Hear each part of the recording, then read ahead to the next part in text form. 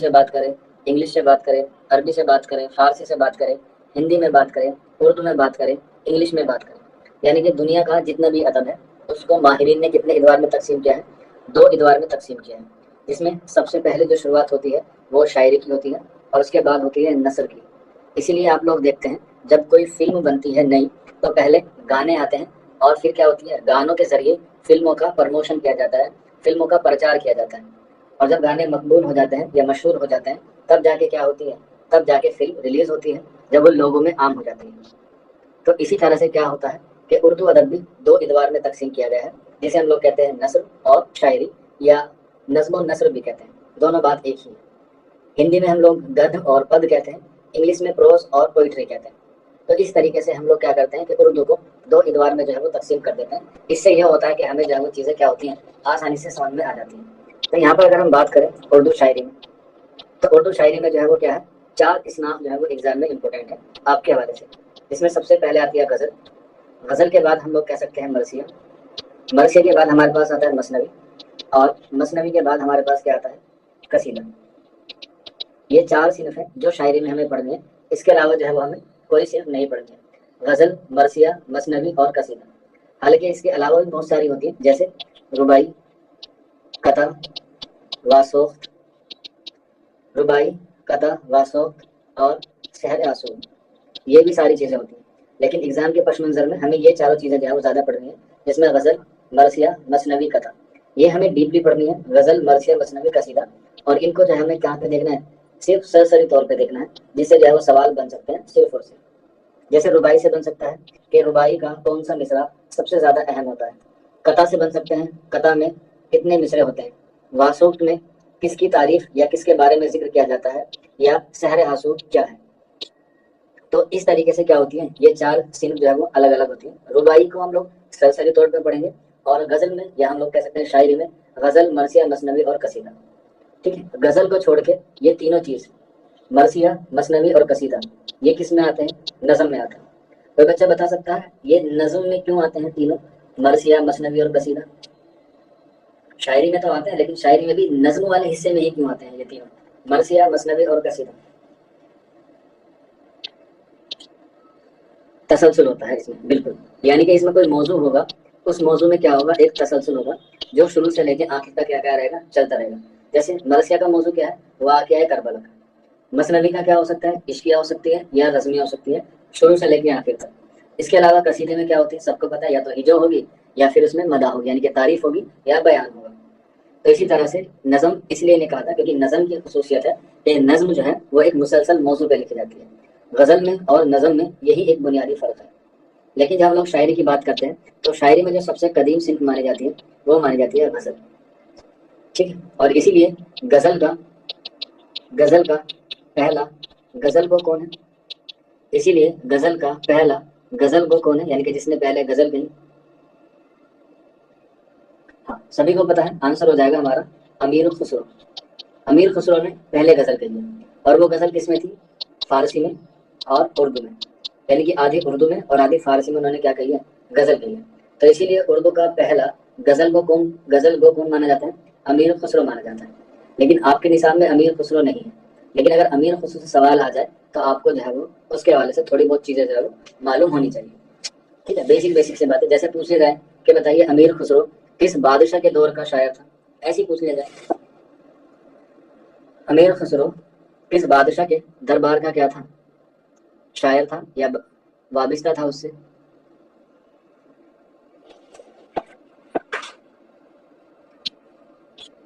तो सभी को पता है, आंसर हो जाएगा इसका, जो अमीर खुसरो का ताल्लुक है ज्यादातर वो है अलाउद्दीन खिलजी से।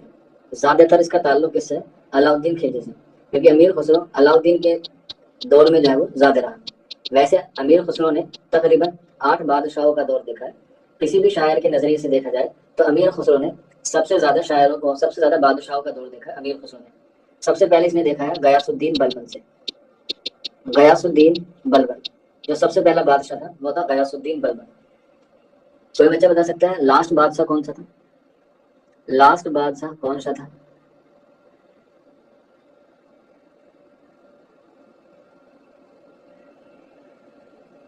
پہلا میں نے بتا دیا آپ کو، آخری بتائیے، آپ بھی تو پڑھ رہے ہیں جی ایس.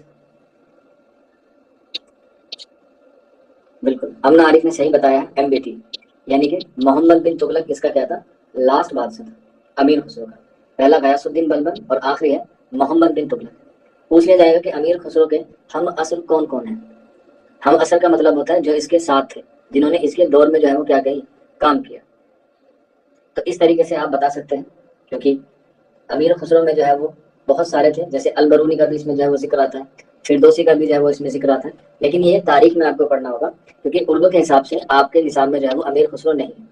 کیونکہ آپ کے نصاب میں غزل میں جو شہرت دیے گئے ہیں ان کا جو دور شروع ہوتا ہے وہ شروع ہوتا ہے ہمارے پاس میر تقی میر سے.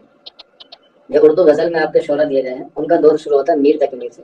میر کے بعد آتے ہیں غالب، غالب کے بعد آتے ہیں مومن خاں مومن، مومن خاں مومن کے بعد فانی بدایونی، فانی بدایونی، فانی بدایونی کے بعد فراق گورکھپوری، فراق گورکھپوری کے بعد ذوق، ذوق کے بعد سودا، سودا کے بعد اقبال یعنی کہ علامہ اقبال، اقبال کے بعد فیض احمد فیض، اور لاسٹ میں آتے ہیں درد.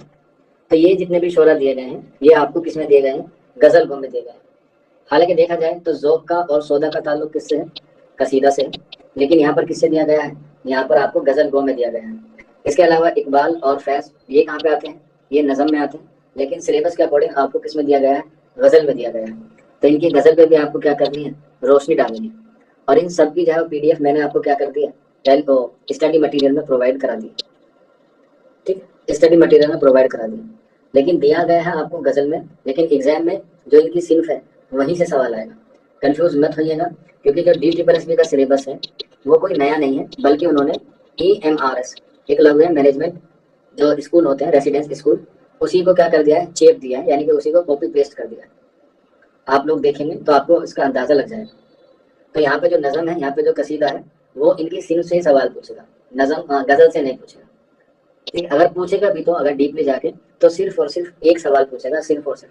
تو اس کے لیے محنت کرنے کی ضرورت نہیں. نہیں شہناز، ان کی غزل یاد کرنے کی ضرورت نہیں ہے. بس یہ یاد رکھ لیجیے گا جو این سی آر ٹی میں ہے اس کی کون سی غزل ہو وہ ضرور جو ہے وہ آپ لوگ یاد رکھ لیجیے گا. جیسے میر تقی میر کی ایک غزل ہے، نازو کی اس کے لب کی کیا کہیے، پنکھڑی اب گلاب کی سی. یہ میر تقی میر کی این سی آر ٹی کے سلیبس میں ہے، تو اس لیے آپ لوگ کیا کر لیجیے گا، ان کی دیکھ لیجیے گا. اسی کے علاوہ غالب کی بھی ایک غزل ہے، اس کے علاوہ ذوق کی بھی ایک غزل ہے جو این سی آر ٹی میں ہے.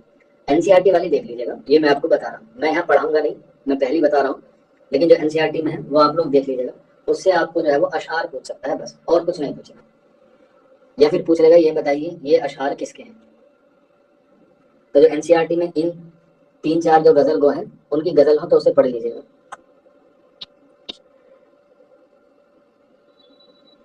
ہاں تو بیٹا بہت ساری ہیں، سیلری بھی تو بہت ساری ملے گی، سیلری تو نہیں بول رہی کم ملے گی، سیلری بھی تو بہت ساری ملے گی نا. یہ سیلری کم لینی ہے، اب زیادہ زیادہ کے لیے تو زیادہ پڑھنا پڑے گا. اگر نہیں بھی پڑھنا تو کوئی دقت والی بات نہیں ہے، ایک آدھے کوشچن میں تکا بھی لگ جائے گا آپ لوگوں کا.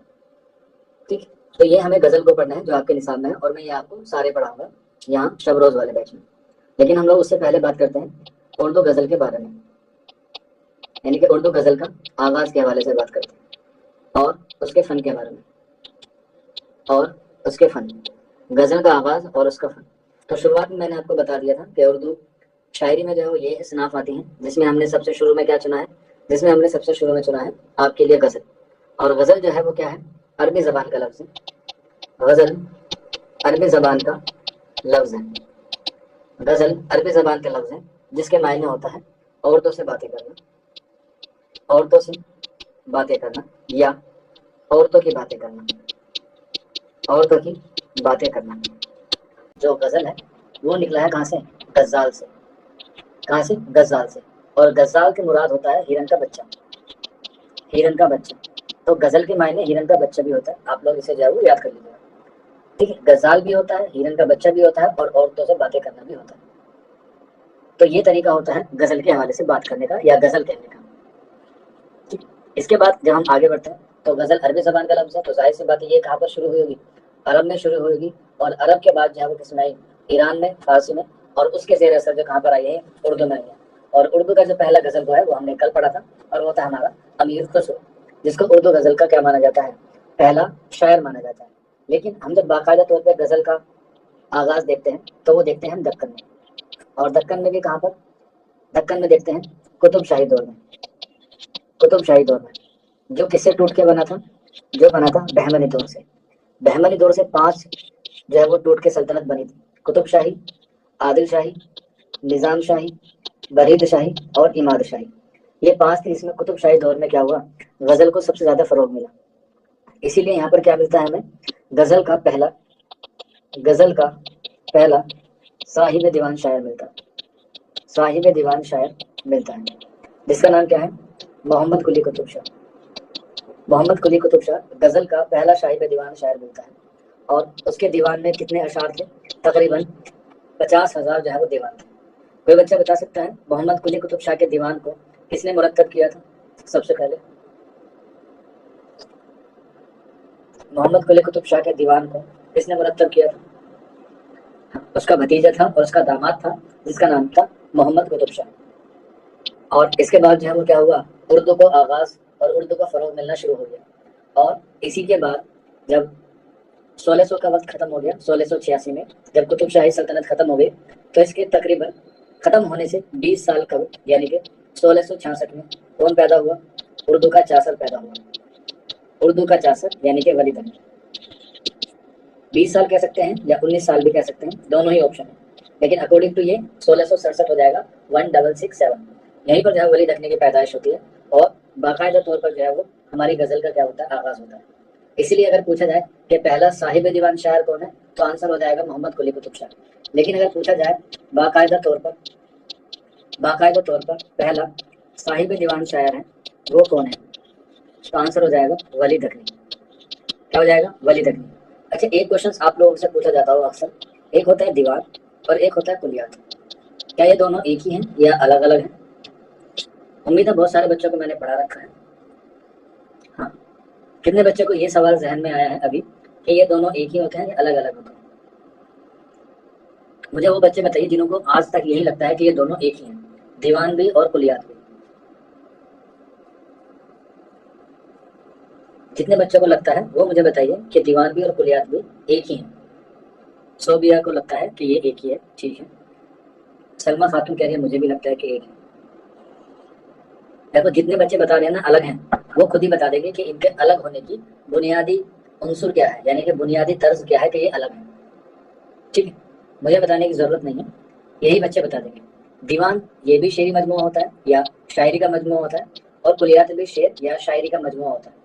दोनों में एक बुनियादी फर्क ये है कि जो दीवान होता है उसमें शेर कहीं से भी टेप देता है, ठीक है, कहीं पर भी उसे टेप देते हैं, ना उसमें लुगत देखते हैं, ना रदीफ देखते हैं, ना काफिया देखते हैं। जबकि कुलियात का ये रूल है कि उसमें क्या होगा, जो शेर होंगे, जो अशार होंगे, वो लुगत के एतबार से होंगे। लुगत के एतबार से मतलब पहले अलिफ मद वाले आएंगे, फिर अलिफ वाले आएंगे, फिर बे वाले आएंगे, फिर पे वाले आएंगे। तो इस तरीके से जो शेर जहां से शुरू होता है उसको लुगत के एतबार से जब हम उसे तरतीब देते हैं तब क्या होता है, कुलियात होता है। क्या होता है, कुलियात होता है। यानी कि दीवान में आप कहीं से भी कोई सा भी शेर जो है वो उठा के रख सकते हैं, वो शेरी मजमूआ हो गया, वो दीवान हो गया। लेकिन जब हम कुलियात की बात करते हैं तो कुलियात से मुराद होता है वो सारे अशआर जो तरतीब वार जो है वो लिए गए हों, या जैसे हम अगर इस्तिलाही जबान में कहें तो अल्फाबेटिक, यानी कि पहले ए के सारे शेर आएंगे, फिर बी के, फिर सी के और फिर डी के। अगर फिर भी नहीं समझ में आ रहा तो बेसिक सी बात यह है कि आप लोग मेरे लेक्चर यूट्यूब पे भी देखते होंगे। क्या मेरे यूट्यूब पे लेक्चर सीक्वेंस में होते हैं? मीन्स क्या मैंने जैसे गजल पढ़ाई है तो गजल के शोरा पढ़ाऊंगा? नहीं ना, यूट्यूब पे कोई सा भी रैंडमली क्या हो जाता है, मेरा जो है वो वीडियोस आ जाता है। जैसे आज मेरा था अंजुमन हिमायत इस्लाम। अब अगर कायदे से देखा जाए तो अगला वीडियो कौन से पे होना चाहिए, अगर सीक्वेंस से देखा जाए तो अगला वीडियो किस टॉपिक पे होना चाहिए? आप कहेंगे सर अंजुमन हिमायत इस्लाम के बाद जो अगला टॉपिक होना चाहिए वो होना चाहिए अंजुमन पंजाब लाहौर का, क्योंकि वही का दे रहा है, उसकी तरतीब दे रहा है। अंजुमन पंजाब लाहौर का आना चाहिए, लेकिन ऐसा नहीं। क्यों? क्योंकि वहां पर यूट्यूब पर पढ़ाने के लिए या यूट्यूब पे वीडियो डालने के लिए मेरे ऊपर कोई पाबंदी नहीं। यहाँ पर हमने पहले शुरू किया तारीख। अब तारीख में आपको मैंने सीक्वेंस से पढ़ाया, पहले हिंद आर्याई पढ़ाया, फिर कदीम पढ़ाया, फिर अहद वस्ता पढ़ाया, और फिर हमने क्या पढ़ाया, जदीद। तो ये क्या हो गया, ये सीक्वेंस हो गया, यानी कि ये क्या है, कुलियात है। और कुलियात के लिए पैसे खर्च करने पड़ता है जो आप लोगों ने किए। ठीक, तो आई होप आपको ये समझ में आ गया होगा कि दीवान क्या होता है और कुलियात क्या होता है। یہیں پر ایک سوال اور پوچھا جاتا ہے کہ بتائیے کلیات کی سب سے چھوٹی اکائی کون سی ہے؟ کلیات کی سب سے چھوٹی اکائی کون سی ہے؟ کلیات کی سب سے چھوٹی اکائی کون سی ہے؟ جیسے لفظ الفاظ کی سب سے چھوٹی اکائی ہوتی ہے اکشر. کیا ہوتی ہے؟ اکشر ہوتی ہے یا لیٹر ہوتی ہے. ٹھیک ہے. شہن خاتون کہہ رہی ہے شیر. نہ نہ نہ نہ نہ، غلط. کلیات کی سب سے چھوٹی اکائی ہوتی ہے مصرع. جب ایک مصرع لکھا جاتا ہے. شیر تو دو مصروں سے مل کے بنتا ہے. بالکل، سبا نے سب سے پہلے صحیح جواب دیا ہے. جو کلیات کی سب سے چھوٹی اکائی ہوتی ہے وہ ہوتی ہے مصرع. کیا ہوتی ہے؟ مصرع. اور جب دو مصرے ملتے ہیں تب جا کے کیا بنتا ہے؟ ایک شعر بنتا ہے. اور یہ غزل کہلاتا ہے. ایک شعر کیا کہلاتا ہے؟ غزل کہلاتا ہے. کیوں؟ کیونکہ غزل کا ایک شعر اپنے آپ میں مکمل اکائی ہوتا ہے. یہ یاد رکھ لیجیے گا. کیا ہوتا ہے؟ غزل کا ایک شعر اپنے آپ میں مکمل اکائی، یعنی کہ وہ پوری بات کہنے پر کیا ہوتا ہے؟ قادر ہوتا ہے. اس کا تعلق نہ تو مصرع اول سے ہوتا ہے، وہ شعر کے پہلے حصے سے ہوتا ہے، اور نہ ہی اس کا تعلق نیچے والے یا دوسرے شعر سے ہوتا ہے. تو اس لیے وہ اپنے آپ میں کیا ہوتا ہے؟ پورا مکمل ہوتا ہے. اور یہ سب سے بڑی خصوصیت ہے غزل کی کہ غزل کا ایک شعر اپنے آپ میں کیا ہوتا ہے؟ مکمل اکائی ہوتا ہے. اور اکائی ہونے کے ساتھ ساتھ غزل میں جتنے بھی شعر ہوں گے کیا ہوں گے؟ جتنے بھی شعر ہوں گے یا جتنے بھی اشعار ہوں گے ان کا ایک ہی وزن ہوگا اور ایک ہی بحر ہوگی. ایک ہی وزن ہوگا اور ایک ہی بحر ہوگی. یہ بھی خاص بات ہے کس کی؟ غزل کی. کہ ایک شعر مکمل اکائی ہوتا ہے اور اس کا ایک ہی وزن ہوتا ہے اور اس کا ایک ہی بحر ہوتی ہے. بحر الگ الگ طریقے کی ہوتی ہیں. اور اس وزن کو بنانے کے لیے اور اس بحر کو بنانے کے لیے ہمیں چیز کی ضرورت پڑتی ہے دو. اور وہ دو چیز کیا ہوتی ہیں؟ وہ دو چیز ہوتی ہیں قافیہ اور ردیف. قافیہ اور ردیف جب تک نہیں ہوں گے تب تک نہ تو وزن بنے گا اور نہ ہی بحر بنے گی. تو قافیہ اور ردیف کی ضرورت ہوتی ہے غزل میں. اور یہ ردیف اور قافیہ مل کے ہی کیا بناتے ہیں؟ ایک شعر کا بناتے ہیں. اور جس شعر میں ردیف اور قافیہ کی پابندی کی جائے اس شعر کو کیا بولتے ہیں؟ اس شعر کو ہم لوگ بولتے ہیں مطلع. کیا بولتے ہیں؟ مطلع. اور یہ مطلع کہاں پر آتا ہے؟ یہ مطلع آتا ہے بالکل شروع میں. یہ اس کے لیے کیا ہے؟ لازمی شرط ہے کہ غزل کا پہلا شعر ردیف اور قافیہ کی پابندی کے ساتھ ہوگا تبھی وزن اور بحر طے ہوگی. اور جب شعر میں پہلا ردیف اور قافیہ آ جائے گا اسے مطلع کہتے ہیں. کیا کہتے ہیں؟ مطلع کہتے ہیں. اور یہ مطلع کوئی بچہ بتا سکتا ہے شاعری کی کس صنف سے لیا گیا ہے؟ یہ جو مطلع ہے غزل میں یہ شاعری کی کون سی صنف سے لیا گیا ہے؟ بالکل، کس سے لیا گیا ہے؟ یہ لیا گیا ہے قصیدے سے. اور قصیدے کی بھی کون سے اجزائے ترکیبی سے لیا گیا ہے؟ کیونکہ قصیدے میں چار ہوتے ہیں، تشبیب، غریز، مدح اور دعا. بالکل، کس سے لیا گیا ہے؟ وہ لیا گیا ہے تشبیب سے. تو غزل کا پہلا شعر جو ہوتا ہے جسے ہم لوگ مطلع کہتے ہیں وہ ہم نے لیا ہے تشبیب سے، جو کس کا اجزائے ترکیبی ہے؟ قصیدے کا. یہیں پر ایک سوال آتا ہے کہ کس شاعر نے یا کس قصیدہ گو نے سب سے زیادہ کام کیا ہے تشبیب پر؟ اور یہ کوشچن آپ کا DSSB TGT 2024 میں آئے گا. بالکل، کس نے کیا ہے؟ غالب نے کیا ہے. تشبیب پر سب سے زیادہ کام کس نے کیا ہے؟ غالب نے کیا ہے. اور مدح پہ کس نے کیا ہے؟ بالکل، مدح پہ کیا ہے؟ سودا نے. تو ٹھیک اسی طرح سے یہ جو غزل ہے یہ نکلی کہاں سے ہے؟ یہ نکلی ہی قصیدے سے ہے. کہاں سے نکلی ہے؟ قصیدے سے. اور قصیدے سے بھی کہاں سے نکلی ہے؟ تشبیب سے نکلی ہے. اور جب تشبیب سے نکلی ہے تو تشبیب میں اور غزل میں یہی ایک یکسانیت ملتی ہے ہمیں کہ اس کا پہلا شعر ردیف اور ہم قافیہ کی پابندی کے ساتھ ہوگا. اب کچھ بچوں کو یہ نہیں پتا ہوتا ہے کہ ردیف ہوتا کیا ہے اور قافیہ ہوتا کیا ہے. تو اس کے لیے میں ایک شعر آپ لوگوں کے سامنے پیش کر رہا ہوں، اس پہ جو ہے وہ نظر ثانی کیجیے گا. یہ ہے: صبح ہوتی ہے شام ہوتی ہے، صبح ہوتی ہے شام ہوتی ہے، عمر یوں ہی تمام ہوتی ہے. ٹھیک، صبح ہوتی ہے شام ہوتی ہے، عمر یوں ہی تمام ہوتی ہے.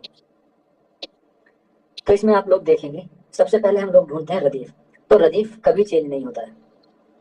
تو ردیف چینج نہیں ہوگا تو یہ ہمیشہ شعر کے کام میں آتا ہے، آخر میں آتا ہے. اور ردیف سے آنے والا پہلا لفظ ہمیشہ کیا ہوتا ہے؟ قافیہ ہوتا ہے. تو یہاں پر اگر ہم دیکھیں ردیف کون ہے؟ ردیفہ ہوتی ہے. اور اگر ہم بات کریں قافیہ کی تو قافیہ کا مطلب ہوتا ہے ہم آواز الفاظ، جیسے شام اور تمام. شام اور تمام، یہ کیا ہو گیا یہاں پر آپ کے لیے ردیف کا اور قافیے کا کام کرتے ہیں. ٹھیک. اب ایگزام میں کبھی کبھی یہ کوشچن پوچھا جاتا ہے کہ ردیف کب آتا ہے، ردیف کب آتا ہے. تو ظاہر سی بات ہے، ویسے تو آپ کو پتا ہے کہ قافیے سے پہلے آتا ہے، لیکن ایگزام میں جو ہے وہ آپ لوگ بھول جاتے ہیں. تو آپ کو پتا ہوگا کیوں اور آر.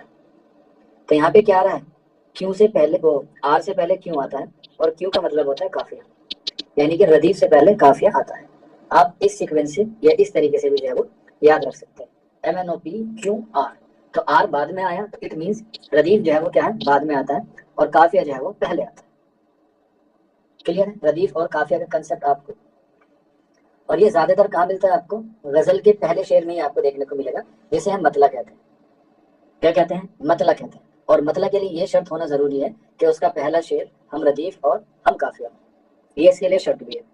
اب کچھ لوگ کیا کرتے ہیں، کچھ لوگ یہ سوچتے ہیں کہ ردیف اور قافیہ کو صرف ہم لوگ ایک بار استعمال نہ کریں، بلکہ بیچ میں بھی ایک دو بار اور استعمال کر لیں.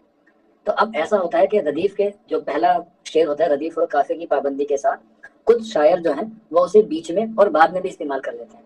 تو اس لیے اگر ایک سے زیادہ ردیف کی بات آ جاتی ہے یا ردیف کے بارے میں جو بات کی جاتی ہے، تو اس والے شعر کو ہم لوگ کیا کہتے ہیں، اسے ہم لوگ کہتے ہیں مطلع ثانی. یعنی کہ ایک مطلع کے بعد اگر دوسرا مطلع آ جائے تو اسے ہم لوگ کہتے ہیں مطلع ثانی. مطلع کا مطلب میں نے آپ کو بتا دیا، ردیف اور قافیے کی پابندی کی جاتی ہے. اور ثانی کا مطلب ہوتا ہے سیکنڈ، یعنی کہ دوسرے. ٹھیک. تو کیا ہوتا ہے اسے مطلع ثانی کہتے ہیں، یا اس کا دوسرا نام بھی ہوتا ہے جس کا نام ہے حسن مطلع. حسن مطلع، یا ایک اور نام سے وہ جانتے ہیں زیب المطلع یا زیب مطلع. تو یہ تینوں چاروں نام کس کے ہیں، اگر ایک مطلع کے بعد دوسرا مطلع آ جاتا ہے اسے ہم لوگ مطلع ثانی، حسن مطلع یا زیب مطلع کے نام سے جانتے ہیں. ٹھیک. اب ہو گئی مطلع کی بات، یہ تو شروعات ہوگی. اور ظاہر سی بات ہے جس چیز کی شروعات ہوتی ہے اس کا کیا ہوتا ہے، اس کا خاتمہ بھی ہوتا ہے. کیا ہوتا ہے، خاتمہ بھی ہوتا ہے. تو پہلا شعر ہم نے پڑھ لیا، وہ ہوتا ہے ہمارا مطلب. لیکن جو بعد میں ہوتا ہے اسے ہم لوگ کہتے ہیں مقطع. اور مقطع کے لیے کیا شرط ہے، مقطع کے لیے یہ شرط ہے کہ اس میں شاعر اپنا تخلص استعمال کرتا ہے. شاعر اس میں کیا کرتا ہے، اپنا تخلص استعمال کرتا ہے. جیسے میر ان نیم باز آنکھوں میں ساری مستی شراب کی سی. تو یہاں پر جو میر آیا ہے وہ ان کی غزل کا آخری شعر ہے. تو اٹ مینس یہاں پر جو میر کا استعمال ہوا ہے وہ کس کے لیے ہوا ہے، وہ ہوا ہے تخلص کے لیے. اور جس شعر میں شاعر اپنا تخلص استعمال کرتے ہیں اسے ہم لوگ کہتے ہیں مقطع. اب اس کی ضرورت کیوں پڑی مقطع کی، تو مقطع جو آیا ہے وہ آیا ہے عرب سے. اور عرب سے کیوں آیا ہے، کیونکہ یہ بھی مقطع کہاں سے نکلا ہے، یہ بھی قصیدے سے نکلا ہے. کیونکہ وہاں پر کیسا کنسیپٹ تھا، سعودی عرب میں قبیلہ وائز تھا. کیا تھا، قبیلہ وائز، کہ الگ الگ قبیلے کے الگ الگ سردار ہوتے تھے. اب جیسے کچھ بچے ہوتے ہیں، کچھ بچے مجھ سے پڑھتے ہیں یہاں پہ، کچھ بچے یوٹیوب پہ جا کے الگ الگ یوٹیوب چینل پہ بھی پڑھتے ہیں، کچھ آف لائن بھی جا کے پڑھتے ہیں، کچھ سیلف اسٹڈی بھی کرتے ہیں. تو کیا کہتے ہیں، سب اپنے اپنے طریقے سے پڑھاتے ہیں، سب اپنے اپنے طریقے سے پڑھتے بھی ہیں. تو اسی طرح سے اس زمانے میں لوگ لمبے لمبے سفر پہ جایا کرتے تھے قبیلے کے ساتھ. ٹھیک ہے، قبیلے کے ساتھ جب قبیلے کے ساتھ جایا کرتے تھے تو وہاں سے لمبے سفر میں کہانیاں، قصے، شعر و شاعری جو ہے وہ سنا کرتے تھے. اور پھر آ کر اپنے بادشاہ کو یا اپنے قبیلے کو، سردار کو خوش کرنے کے لیے وہ شعر پڑھا کرتے تھے. اور اس سے جو ہے وہ کیا لے لیا کرتے تھے، انعام اور اکرام لے لیا کرتے تھے. لیکن جب لوگوں کو پتا چلا کہ وہ ہماری چیزیں چرا رہے ہیں، ہمارے اس پہ کاپی رائٹ کا جو ہے وہ کیس ہونا چاہیے، تو تب جو ہے وہ کس کا استعمال ہونے لگا، مقطع کا استعمال ہونے لگا. کیونکہ اس سے کیا ہوتا ہے، اس سے مقطع کا اور اشعار کا کیا ہو جاتا ہے، ایک میل ہو جاتا ہے. جیسے فار ایگزامپل اگر میں آپ سے کہوں یو یو ہنی سنگھ، تو اگر میں یو یو ہنی سنگھ کہہ رہا ہوں تو میں یو یو بادشاہ نہیں کہہ سکتا. بتائیے، یہ کمبینیشن بنے گا ہی نہیں. نہیں تو میں کہنے لگا اشو بوائے رفتار، بالکل ہی سینس نہیں بنے گا. جیسے جانی نے رو رو کے سمندر بھر دیے، میں جانی کی جگہ یہاں فانی لگا دوں، بیٹھ ہی نہیں سکتا، کیونکہ وہ اس کے ساتھ کیا ہو گیا، اٹیچ ہو گیا. For example Chowk industrial academy کہہ لو تو میں ڈائریکٹ نام آ جائے گا چوک انڈسٹریل اکیڈمی مینس فیروز سر. تو کچھ اس چیز کا کیا ہو جاتا ہے، لگاؤ ہو جاتا ہے. اور اسی لگاؤ کو برقرار رکھنے کے لیے غزل میں کیا کیا گیا، اس کا استعمال کیا گیا، جس کو ہم لوگ کہتے ہیں مقطع. نظمہ خان سر ایک کوشچن سے پوچھیے بیٹا، کیا کوشچن ہے. تو مقطع کا جو ہے وہ اس لیے استعمال کیا گیا. اب ضروری نہیں ہے کہ مقطع لاسٹ میں ہی ہو، بیچ بیچ میں بھی کچھ لوگ استعمال کر لیتے ہیں، لیکن بیچ میں بھی ہو چاہے بعد میں بھی ہو اسے مقطع کا ہی شعر کہتے ہیں. اکرام کا مطلب ہوتا ہے بیٹا عزت، جیسے آپ لوگ مجھے دیتے ہیں عزت. ہاں بالکل ہو سکتا ہے نظمہ خان، میں منع تھوڑی کر رہا ہوں، بالکل ہو سکتا ہے. لاسٹ میں بھی ہو سکتا ہے، بیچ میں بھی ہو سکتا ہے، لیکن زیادہ چانسز ہیں کس کے، وہ بیچ میں ہی ہو جائے. بیچ میں بھی ہو سکتا ہے، لاسٹ میں بھی ہو سکتا ہے، لیکن چانسز زیادہ جو ہے وہ لاسٹ میں ہی ہوتے ہیں. چلیے، تو مقطع کا مطلب آپ لوگوں کو سمجھ میں آ گیا، مطلب بھی ہو گیا اور مقطع بھی ہو گیا. اب بستا ہے بہت ہی شاندار اور سب سے عزیز، اگر غزل میں کچھ چیز بستی ہے تو وہ کیا ہوتی ہے، وہ ہوتی ہے ہمارا ایک اگلا ٹاپک ہے، ایک اگلی بات ہے، اور وہ ہے ہمارا کیا، شاہ بیت. کیا ہوتی ہے، شاہ بیت. میں شاہ بیت کو ایسے بتانا چاہوں گا، تھوڑا سا الگ وے ہے. آپ کسی شادی میں گئے، آپ نے شادی میں کھانا دیکھا، ویل گڈ تھا. آپ نے اپنے رشتے داروں کے کپڑے دیکھے، ویل گڈ تھے. کسی نے آپ کو تانا مارا، وہ بھی ویل گڈ تھا. لیکن سینٹر آف اٹریکشن شادی کا کون ہوتا ہے، سینٹر آف اٹریکشن کون ہوتا ہے شادی کا، خوشناز. مدھا پہ بیٹا کام کیا ہے سودا میں. ہاں، شاہ بیت کا مطلب ہوتا ہے سب سے اچھا شے. جب آپ کسی شادی میں جاتے ہو تو سینٹر آف اٹریکشن سب کا اور سب کا کس پہ ہوتا ہے، دولہے پہ یا دلہن پہ ہوتا ہے. ٹھیک ہے، دولہا دلہن پہ. تو اسی لیے جو غزل کے سب سے اچھا شعر ہوتا ہے اسے ہم لوگ ادب میں کیا کہتے ہیں، شاہ بیت کہتے ہیں. جیسے ایک شعر بڑا مشہور ہے، میں اکیلا ہی چلا تھا جانب منزل مگر لوگ ساتھ آتے گئے اور کارواں بنتا گیا. یہ مجروح سلطان پوری کی کیا ہے، غزل ہے. تو یہ اس غزل کا کیا ہے، اس غزل کا شاہ بیت ہے. اب یہ ہم ڈیوائڈ نہیں کرتے کہ یہ شاہ بیت ہے یا نہیں ہے، یہ کرتے ماہرین. جیسے میر تقی غالب کی ایک نظم غزل ہے جس کا ایک شعر اس طریقے سے ہے کہ ہم رگوں میں دوڑنے پھرنے کے نہیں قائل، آنکھی سے نہ ٹپکا تو لہو کیا ہے. یہ بھی کیا ہے، یہ بھی شاہ بیت کی کیٹیگری میں آتا ہے. یعنی کہ جو شعر مشہور ہو جاتا ہے اسے ہی ہم لوگ کیا مان لیتے ہیں، شاہ بیت مان لیتے ہیں. میں اکیلا ہی چلا تھا جانب منزل مگر لوگ ساتھ آتے گئے اور کارواں بنتا گیا. یہ کیا ہے، شاہ بیت ہے. اسی طرح سے غالب کا میں نے آپ کو پڑھ کے بتایا ابھی، رگوں میں دوڑنے پھرنے کے ہم نہیں قائل، آنکھی سے نہ ٹپکا تو لہو کیا ہے. آپ کو بے شک پوری غزل یاد نہ رہے، لیکن آپ کو ایک شعر جو ہے وہ یاد ہو جاتا ہے. وہ بیٹا مشہور ہوتا ہے، وہ بیٹا مشہور ہوتا ہے پہلے سے. جیسے کوئی فلم کا ڈائلوگ مشہور ہو جاتا ہے تو اسی طریقے سے وہ جو ہوتا ہے مشہور ہو جاتا ہے، تو وہی شاہ بیت ہو جاتا ہے. ہاں، جیسے شادمہ نے بتایا، تم میرے پاس ہوتے ہو گویا جب کوئی دوسرا نہیں ہوتا. تو یہ شعر شاہ بیت کی کیٹیگری میں ہے کیونکہ یہ پوری غزل سے زیادہ مشہور ہے. تو کہنے کا مقصد یہ ہے کہ فلم بھلے ہی فلوپ ہو جائے، کھانا کیسے ہی خراب ہو جائے، دولہا دلہن اچھے ہیں تو کام اچھا نہیں بڑھ جاتا. کہتے ہیں نقصان ہو گیا کوئی بات نہیں، دلہن تو اچھی آ گئی یا دولہا اچھا مل گیا، تو اسے ہم لوگ کیا کہتے ہیں، شاہ بیت. شاہ بیت اگر ہم ادب کے لحاظ سے، تعریف کے لحاظ سے کہیں تو مان سکتے ہیں غزل کا سب سے اچھا شعر کیا کہلاتا ہے، شاہ بیت کہلاتا ہے. غزل کا سب سے اچھا شاہ بیت. اب دلہا دلہن کو صرف دلہا دلہن تو نہیں کہتے، بعض لوگ کہتے ہیں بالکل جوڑا لگ رہا ہے، راجا اور رانی، شہزادہ اور شہزادی، ایک حور کی پری اور ایک حور کا پرا. یعنی کہ الگ الگ ناموں سے کیا کرتے ہیں، اسے انتخاب کرتے ہیں. تو ٹھیک اسی طرح سے ہی شاہ بیت کو کیا کہتے ہیں، ایک تو شاہ بیت ہو گیا جو نارمل کہتے ہیں، لیکن اسے بعض لوگ کیا کہتے ہیں، بیت الغزل بھی کہتے ہیں. کیا کہتے ہیں، بیت الغزل، یا اسے ہم لوگ کہتے ہیں حاصل غزل. بیت الغزل یا حاصل غزل. تو یہ بھی کیا ہے، ان کے الگ الگ نام ہیں، ان کے الگ الگ کیٹیگریز میں کیا کیا گیا ہے، ڈیوائڈ کیا گیا ہے. تو غزل کے سب سے اچھے شعر کو شاہ بیت، بیت الغزل یا حاصل غزل بھی کہتے ہیں. ٹھیک، تو یہ ہو گیا اب شاہ بیت.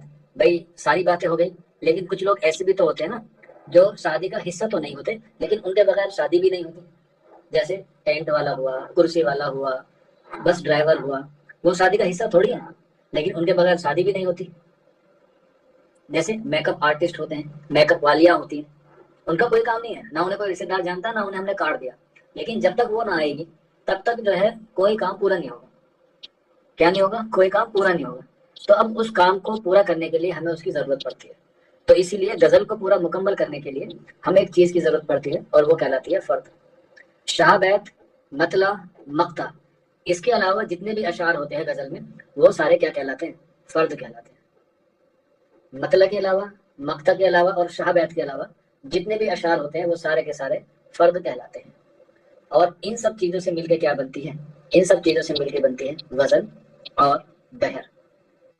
کیا ملتی ہے، وزن اور بحر، ان سب چیزوں سے مل کے جو ہے وہ بنتی ہے. مقطع ہو، مطلع ہو، شاہ بیت ہو، ان سب سے جا کے کیا ملتی ہے، آپ کی فرد. اور میں جو ہوں آپ کا کیا ہوں، بس ایک فرد ہوں. میری امپورٹینس نہیں ہے، آپ کی جاب لگ جائے گی، آپ لوگ بھول جائیں گے کہ ہاں بھائی ہم نے کسی سر سے پڑھا تھا. تو یہ کام ہے ہمارے فرد ہونے کا کہ میرے بغیر کوئی کام ہوگا نہیں، لیکن میرے بغیر آپ رہیں گے بھی نہیں. تو میں آپ کی زندگی کا کیا ہوں؟ وزن ہوں اور بحر ہوں. اور یہیں پر ایک بات اور نوٹ کر کے لکھ لیجیے گا، جب فرد، وزن اور بحر ملتے ہیں، ان تینوں کو ادب کے اصطلاح میں کیا کہا جاتا ہے؟ زمین کہا جاتا ہے. فرد، وزن اور بحر مل جاتے ہیں تب اسے کیا کہا جاتا ہے؟ زمین کہا جاتا ہے. تو آئی ہوپ آپ لوگ ان سارے ٹرم کا جو ہے وہ مطلب جو ہے وہ سمجھ گئے ہوں گے کہ فرد کیا ہے، وزن کیا ہے، بحر کیا ہے اور زمین کیا ہے. تو ان سب چیزوں سے مل کے کیا بنتی ہے؟ غزل کی زمین بنتی ہے جو ضروری ہوتی ہے. یہ آپ اس طریقے سے کہہ سکتے ہیں کہ شادی کو مکمل کرنے کے لیے مہر کی ضرورت پڑتی ہے، تو اسی طرح سے ان سب چیزوں کے لیے ملا کے ہمیں کیا بنتی ہے؟ زمین بنتی ہے. اور اس کی جو ہے وہ پابندی ضرور کی جاتی ہے زمین میں. اور جس میں زمین کی پابندی نہیں ہوتی وہ غزل نہیں ہوتی. جیسے جب تک مہر ادا نہیں ہوتی ہے تو شادی مکمل نہیں ہوتی ہے. تو اسی طرح سے زمین کا ہونا غزل میں کیا ہے؟ ضروری ہے. میں اسے ادب کے لحاظ سے بھی پڑھا سکتا ہوں، لیکن استاد وہی ہے جو آپ کے حقیقت کے یا اپنے روزمرہ کی زندگی سے اسے کنیکٹ کر پائے. ٹھیک ہے. دن محمد انصاری کہہ رہا ہے آپ تو زمین ہے سر. ہاں، تبھی تو 399 روپے پر اسکوائر فٹ بک رہا ہوں میں. جہاں میری زمین اگر ہائی وے پہ ہوتی تو میں کروڑوں کا ہوتا. اب تو میں ایک چھوٹی سی گلی میں بیٹھ کے پڑھا رہا ہوں، تو اس لیے میری قیمت 399 روپے لگا رکھی ہے آپ لوگوں نے. مجھے بھی کوئی بہت بڑا انسٹیٹیوٹ کھولنا چاہیے تھا، اور مجھے بھی ہائی لائٹ، لائم لائٹ چاہیے ہوتی.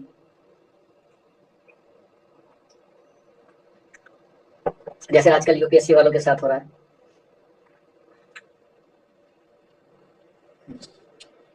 ٹھیک ہے، چلیے کوئی بات نہیں. میری زمین بہت قیمتی ہے. کسی دن پیٹرول نکل جائے گا نا، تب پتا چلے گی میری قیمت آپ کو. تب ڈھونڈتے پھرتے رہو گے سرکار کے ساتھ، ایم سی ڈی کو لے کے، ڈی ڈی اے کو لے کے، کہ یہاں پہ ان کی گلی میں جو ہے وہ کیا ہو گیا، ایک آدمی رہتا تھا. تو یہ ہو گئی ہماری غزل کے فن کے بارے میں بات، یا غزل کے آغاز و ارتقاء کے حوالے سے بات. اس سے زیادہ جو ہے وہ آپ کے نصاب میں ہے بھی نہیں، اور آپ کے ایگزام کا لیول بھی جو ہے وہ اس سے زیادہ ہے نہیں. ٹھیک. چلیے پھر اب ہم مین مدے پہ آ جاتے ہیں، اس کے غزل گو کے حوالے سے بات کرتے ہیں. غزل گو میں آپ کا جو آغاز ہوتا ہے وہ ہوتا ہے میر تقی میر کے حوالے سے. اور این سی آر ٹی میں میر تقی میر کی 3 سے 4 غزلیں ہیں. این سی آر ٹی میں میر تقی میر کی 3 سے 4 غزلیں ہیں. آپ انہیں ایک بار سرسری طور پہ جو ہے وہ دیکھ لیجیے گا. ٹھیک ہے، بس پڑھ لیجیے گا. اگر پڑھنا بھی یاد نہ رہے تو بس ان کے ردیف یاد رکھ لیجیے گا کہ ہاں بھائی یہ ردیف جو ہے اسی کے. کیونکہ غزل میں ردیف چینج نہیں ہوتا ہے. جیسے آپ نے غزل پڑھی ہوگی میر تقی میر کی، نازو کی اس کے لب کی کیا کہیے، پنکھڑی ایک گلاب کی سی ہے. تو اس کا جو ردیف ہے کی سی کی سی کی سی آخر تک ہے. کیا ہے؟ آخر تک ہے. تو ایٹ لیسٹ ردیف تو یاد کر لیجیے گا. اگر پوری غزل بھی یاد نہ ہو تو ردیف تو یاد کر لیجیے گا. اس سے آپ کو اندازہ ہو جائے گا کہ ہاں یہ غزل جو ہے وہ کس کی ہے؟ میر کی ہے. پوری غزل یاد نہ ہو، ردیف کر لیجیے گا ایٹ لیسٹ بس.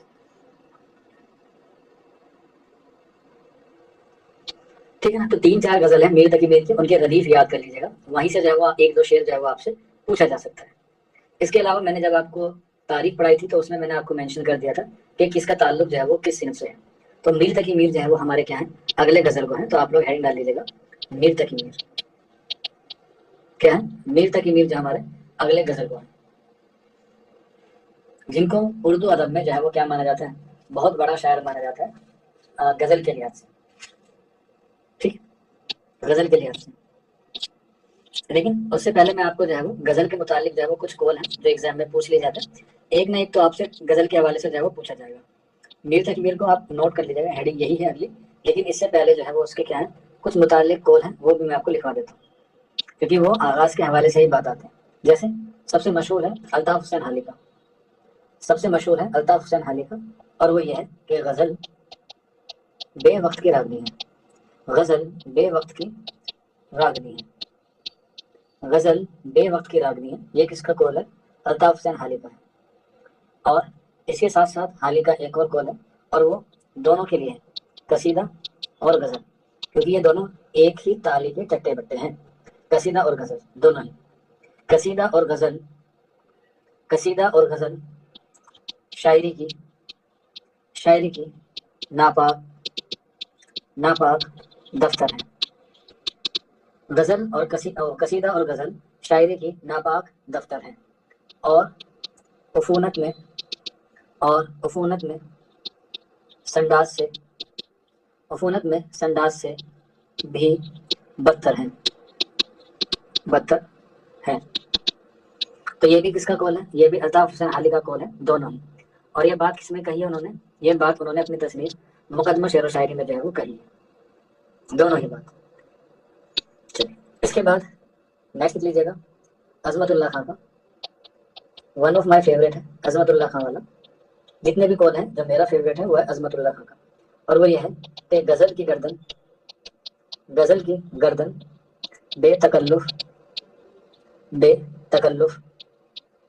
بے تکلف اڑا دینی چاہیے یا مار دینی چاہیے۔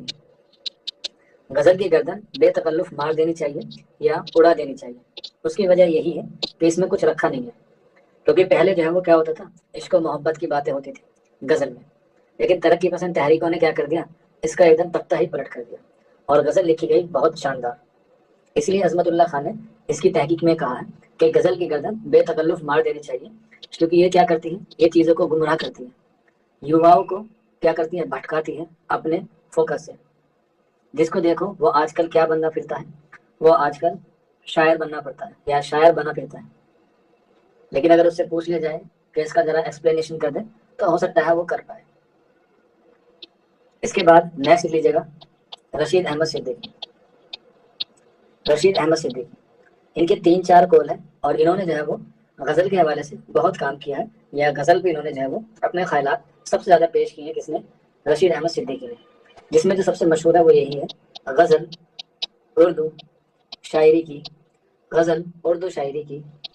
آبرو ہے۔ یہ رشید احمد صدیقی کا قول ہے جو سب سے زیادہ مشہور ہے۔ اس کے علاوہ ایک اور قول ہے، غزل جتنی بدنام ہے اتنی ہی مجھے عزیز ہے۔ غزل جتنی بدنام ہے اتنی ہی مجھے عزیز ہے، یہ بھی کس کا قول ہے؟ رشید احمد صدیقی کا قول ہے۔ اس کے بعد ایک اور قول ہے، شاعری کا نام آتے ہی میرا ذہن غزل کی طرف مائل ہو جاتا ہے۔ شاعری کا نام آتے ہی میرا ذہن غزل کی طرف مائل ہو جاتا ہے، یہ بھی کس کا قول ہے؟ یہ بھی رشید احمد صدیقی کا قول ہے۔ اور اس کے بعد لاسٹ لیجیے گا، اور وہ ہے شاعری زیور کی محتاج ہے اور زیور غزل کا محتاج ہے۔ شاعری زیور کی محتاج ہے اور زیور غزل کا محتاج ہے۔ آپ اسے ایسے سمجھ سکتے ہیں اس والے قول کو زیور کے حوالے سے، جیسے مان کے چلو کہ زیور خوبصورت ہے، سب کو پسند ہے زیور، لیکن اس زیور کی خوبصورتی کب بڑھتی ہے؟ جب وہ کسی کے بدن پر یا کسی کے گلے پر یا کسی کے ناک آنکھ کان میں جا کے جو ہے وہ لگ جاتا ہے۔ تو اسی طرح سے انہوں نے بھی کہا ہے رشید احمد صدیقی نے کہ شاعری زیور کی محتاج ہے اور زیور جو ہے وہ غزل کا محتاج ہے۔ سونا خوبصورت ہوتا ہے لیکن اس کی خوبصورتی کون بڑھاتا ہے؟ جب اس کے سینے مطلب کسی کے جسم پر آ جاتا ہے۔ تو یہ ہمارے رشید احمد صدیقی کے قول ہیں جو غزل کے تعلق سے ہیں۔ اس کے علاوہ فراق گورکھپوری کا کوئی بچہ بتا سکتا ہے فراق گورکھپوری کا تعلق کس دبستان سے ہے؟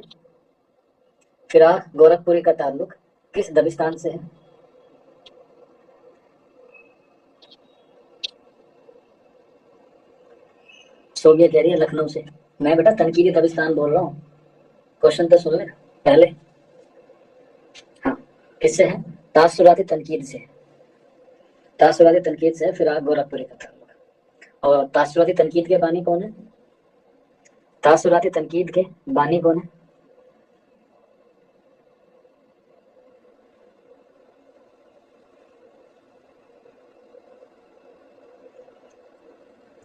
بالکل امنا عارف نے صحیح جواب دیا ہے، والٹر پیٹر۔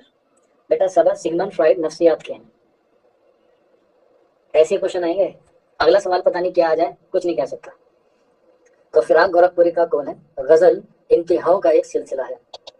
غزل ایک انتہاؤں کا سلسلہ ہے. غزل ایک انتہاؤں کا سلسلہ ہے. غزل ایک انتہاؤں کا سلسلہ ہے. اس کے بعد ایک اور قول ہے انہی نہیں، فراق گورکھپوری کا، غزل مختلف پھولوں کی مالا ہے. غزل مختلف پھولوں کی مالا ہے. یہ بھی کس کا؟ فراق گورکھپوری کا. اس کے بعد نیکسٹ لیجیے گا علامہ شبلی نعمانی کا. علامہ شبلی نعمانی کا قول ہے اور وہ یہ ہے، غزل کا خمیر عشق و محبت ہے. غزل کا خمیر عشق و محبت ہے. غزل کا خمیر عشق و محبت ہے. اب دیکھتے ہیں کون بچہ اس سوال کا صحیح جواب دے گا، اور وہ یہ ہے کہ عشق و محبت کے درمیان جو واو آیا ہے اس کو ہم لوگ کون سا واو کہتے ہیں؟ بالکل. ارے بابا، ارے کہاں سے پڑھ کے آتے ہو تم؟ کون سی جڑی بوٹی کھا رہے ہو آج کل تم؟ میرے سوال پوچھنے سے پہلے ہی بتا دیتے ہو. نازیہ صدیقی کہہ رہی ہے مادولا، عمران کہہ رہا ہے واو مادولا. ان دونوں کو مرغا اور مرغی بناؤ اور صبح کو انڈے دو اور ان کو کھلاؤ.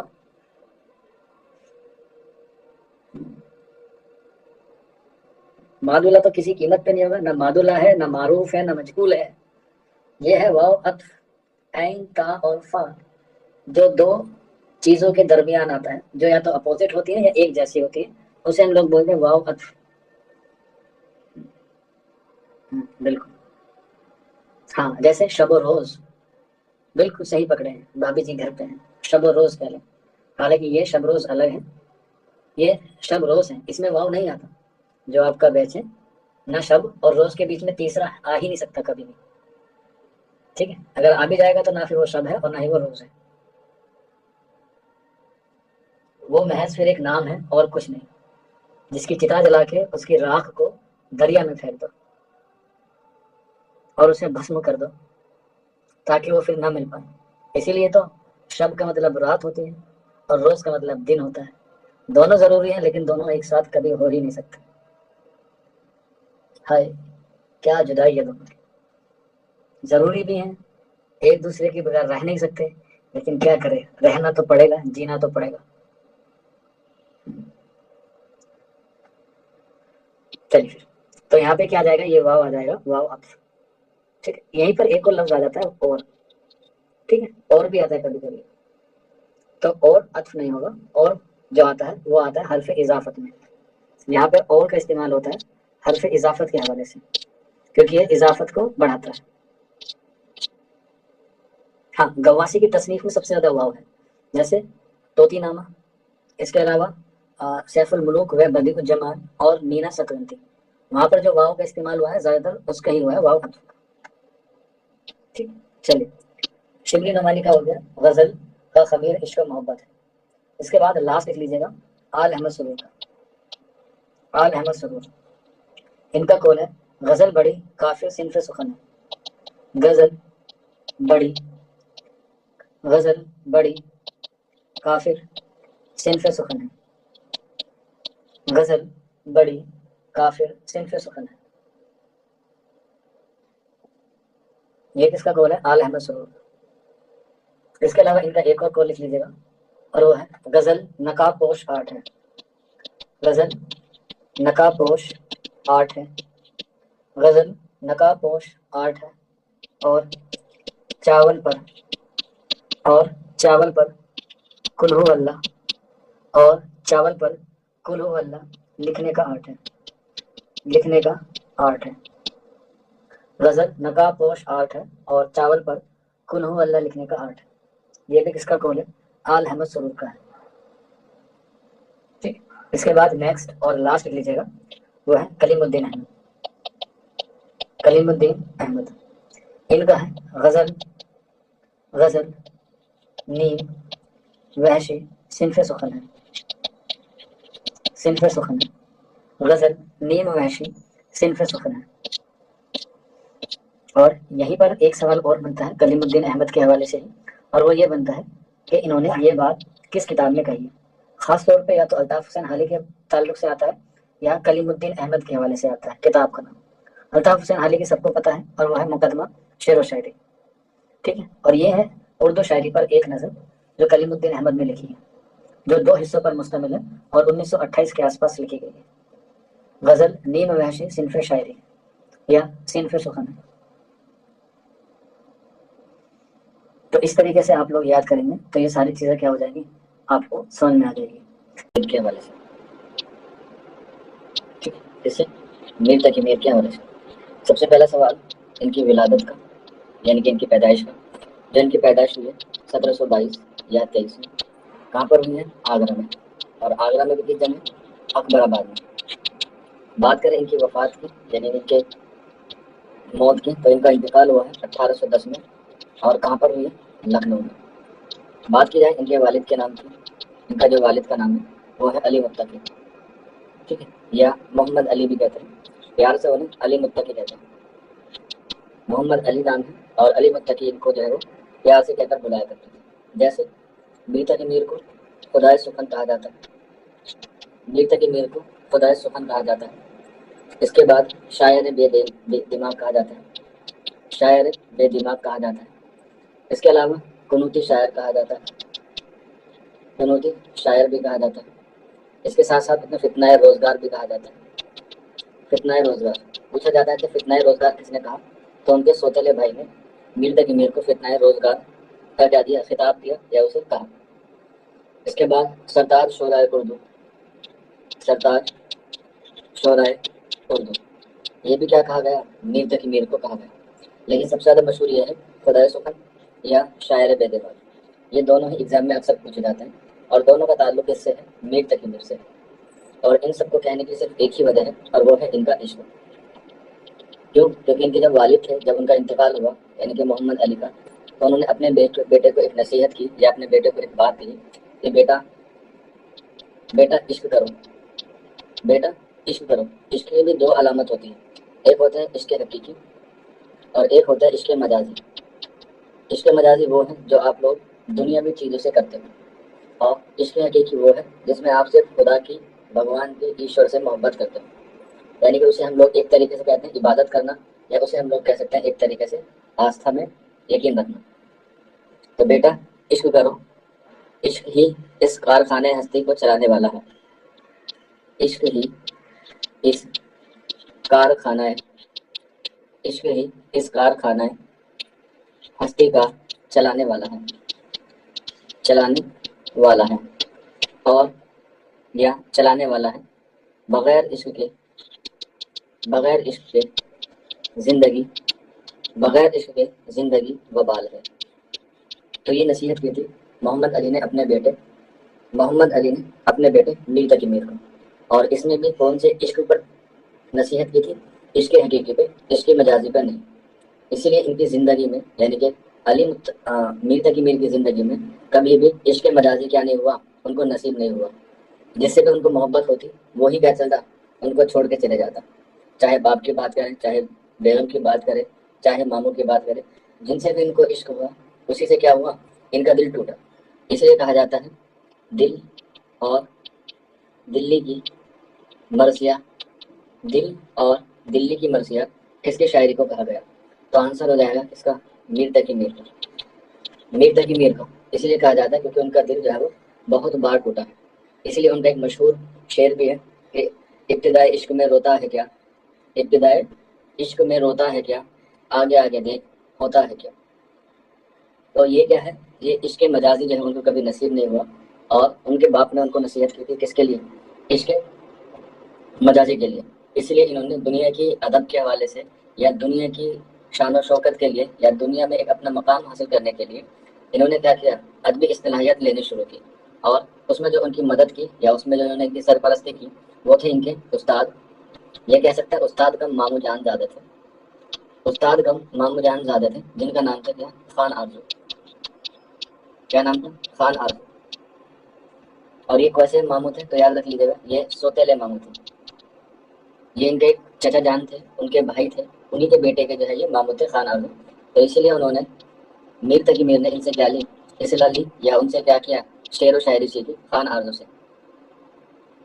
ٹھیک، خان آرزو سے، اور یہیں پر کچھ دن ان کے پاس رہے اور پھر جو ہے وہ کیا ہو گئے، ان سے الگ ہو گئے۔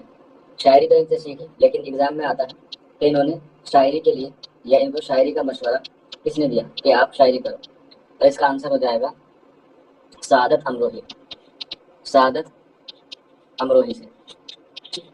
تو میر تقی میر کو جو شاعری کا مشورہ دیا وہ کس نے دیا، سعادت امروہی نے، لیکن خان آرزو سے کیا لی انہوں نے، اصلاح لی، کیا لی، اصلاح لی میر تقی میر نے، اور اسی اصلاح سے جو کیا ہو گئے، بہت بڑے شاعر بن گئے، اتنے بڑے شاعر بن گئے کہ اس وقت جو سب سے مشہور ادارہ تھا وہ تھا Fort William college, Fort William college.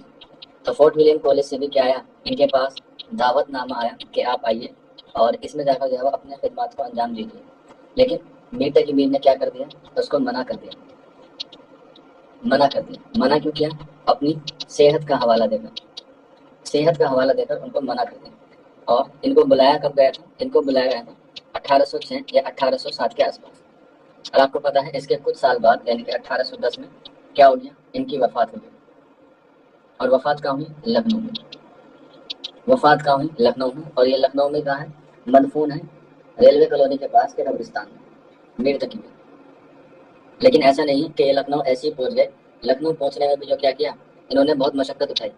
ان کے بارے میں کہا جاتا ہے کہ پیدا ہوا آگرہ میں، پیدا ہوا آگرہ میں، زندگی گزاری یا زندگی گزری دہلی میں، اور وفات پائی لکھنؤ میں، اور وفات پائی لکھنؤ میں۔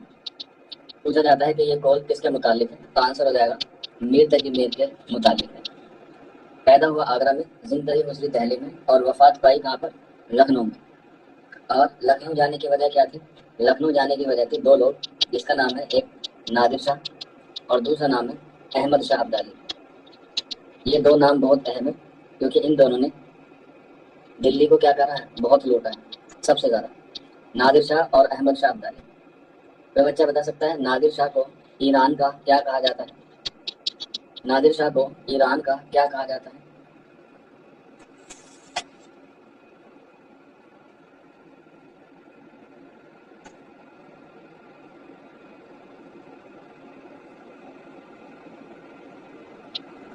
بالکل، زویا سرتاج نے صحیح جواب دیا ہے، یہ کہا جاتا ہے ایران کا نیپولین کہا جاتا ہے، ایران کا نیپولین نادر شاہ کو کہا جاتا ہے۔ نادر شاہ کے بعد اس کا بیٹا آتا ہے احمد شاہ ابدالی، اور اسی نے ہی 1761 میں کون سا یدھ لڑا، پانی پت کا، پانی پت کا تھرڈ یدھ لڑا، یہ افغان تھا۔ تو پانی پت کا تیسرا یدھ افغانوں کے بیچ ہوا، کس کے ساتھ ہوا، افغانوں کے ساتھ، کس کا ہوا تیسرا یدھ پانی پت کا،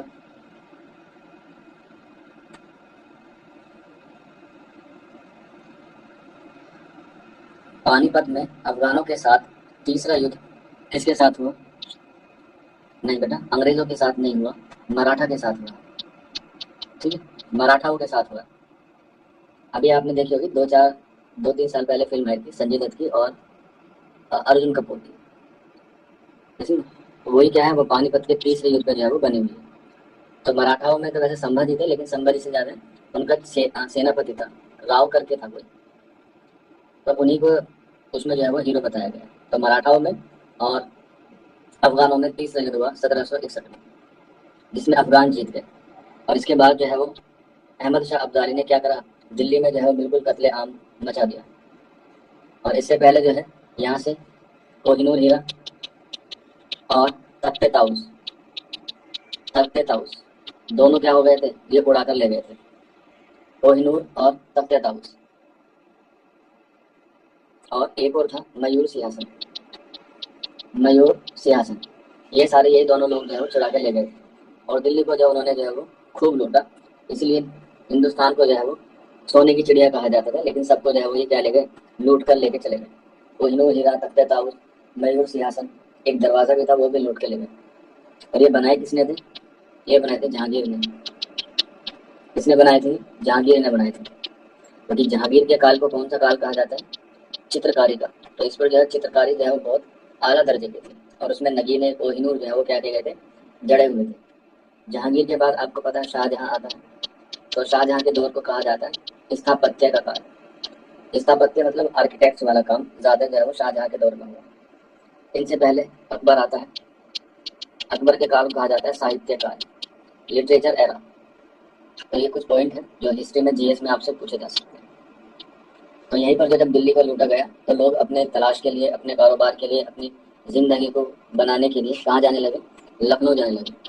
کیونکہ دلی کے بعد اگر کوئی مشہور شہر تھا اس وقت میں تو لکھنؤ تھا. اور لکھنؤ میں کیا ہوتے ہیں؟ نواب. اور نوابوں کے نواب تھے کون؟ آصف الدولہ. اسی لیے کہا جاتا ہے کہ جس کو نہ دے خدا اس کو دے, بتائیے, جس کو نہ دے خدا اسے دے, جس کو نہ دے خدا اسے دے آصف الدولہ. یہ قول ہے, اگر ایگزام میں خالی جگہ آ جائے نواب کے لحاظ سے تو یہ مشہور ہے, جس کو نہ دے خدا اسے دے آصف الدولہ. تو اسی لیے آصف الدولہ نے سب سے زیادہ جو عزت بخشی ہے وہ شعراء کو بخشی, جس میں پہلا نام آتا ہے مرزا محمد رفیع سودا کا, اور سودا کے بعد میر تقی میر کا. میر تقی میر کا یہ دونوں کیا ہیں؟ ایک دوسرے کے ہم عصر بھی ہیں, اور ہم عصر ہونے کے ساتھ ساتھ ان میں کیا رہتی ہیں؟ ادبی چشمک بھی رہتی تھی. ادبی چشمک بھی رہتی تھی سودا میں بھی اور میر میں بھی. ادبی چشمک سے مراد ہوتا ہے کہ ایک دوسرے پر شعر و شاعری کے حوالے سے کیا کرنا؟ طنز کسنا. تو اسی لیے میر تقی میر اور سودا کو کس نے بلا لیا؟ آصف الدولہ نے. میر تقی میر کو 1781 میں بلایا اور اپنے یہاں پر منشی کے پد پر یا منشی کے عہد پر قابض کر دیا, جس میں ان کی تنخواہ رکھی 200 روپے. جس میں ان کی تنخواہ کتنی رکھی؟ 200 روپے. اس لیے میر تقی میر کی. اور میر اور سودا میں کیا ہوتی ہے؟ ادبی چشمک رہتی ہے, ادبی چشمک. اور ادبی چشمک میں ایک قصہ اور آ جاتا ہے, اور وہ آ جاتا ہے سودا کے غلام کا, کہ مرزا محمد رفیع سودا کے غلام کا کیا نام ہے. کیونکہ جب بھی کوئی مرزا محمد رفیع سودا پر ہجو کہتا یا ان کی تنقید کرتا تو سودا اپنے غلام کو کہتے, ارے غلام ذرا میرا قلم دام تو لانا. بالکل نوازیہ صدیقی نے صحیح بتایا ہے, اور آنسر ہو جائے گا کیا؟ گنچا. کیا ہو جائے گا؟ گنچا. تو سودا کے غلام کا نام گنچا ہے, یاد رکھ لیجیے گا, ایگزام میں آ سکتا ہے. تو یہ ان کو بلاتے تھے کہ آئیے ہم سے جو ہے وہ کیا کیجیے, ان کی ذرا خبر لے لو. اور سودا کی اور میر کی جو ادبی چشمک رہتی تھی وہ زیادہ تر مثنوی میں رہتی تھی, زیادہ تر مثنوی میں رہتے تھے. کیونکہ میر تقی میر نے جو ہے وہ زیادہ تر کیا لکھی ہے اپنے اس میں؟ غزل بھی لکھی ہے, لیکن ان کی جو مثنوی ہے وہ کیا ہے؟ بہت قبول ہے. بہت نہیں مطلب بہت زیادہ ہی قبول ہے. کتنے قبول ہیں کہ ان کے دیوان سے زیادہ ان کی مثنویات جو ہے وہ زیادہ قبول ہے. لیکن آپ کے نصاب میں ان کو غزل کے طور پر پیش کیا ہے, اور ان کی جو مثنوی کی تعداد ہے وہ کتنی مانی جاتی ہے؟ 37, یعنی کہ 37 مثنوی مانی جاتی ہے. اب 37 کی 37 آپ کو یاد نہیں کرنی ہے, آپ کو یاد کرنی ہے 9, کیونکہ 9 ہی مثنوی کیسی ہیں؟ ان کی عشقیہ مثنوی ہیں. اور یہاں سے ایک سوال آئے گا ہی آئے گا, یہ گارنٹی. 9 مثنویاں کون سی ہیں؟ میر تقی میر کی. میں آپ کو 9 کی 9 لکھواؤں گا, آپ لوگ 9 کی 9 جو ہے وہ لکھ لیجیے گا. اس میں پہلے آتی ہے اور سب سے امپورٹینٹ خواب و خیال. خواب و خیال, اور اسے آپ بیتی بھی کہتے ہیں. اسے میر تقی میر کی آپ بیتی بھی کہتے ہیں, خواب و خیال. اس کے بعد دوسری ہے معاملات عشق.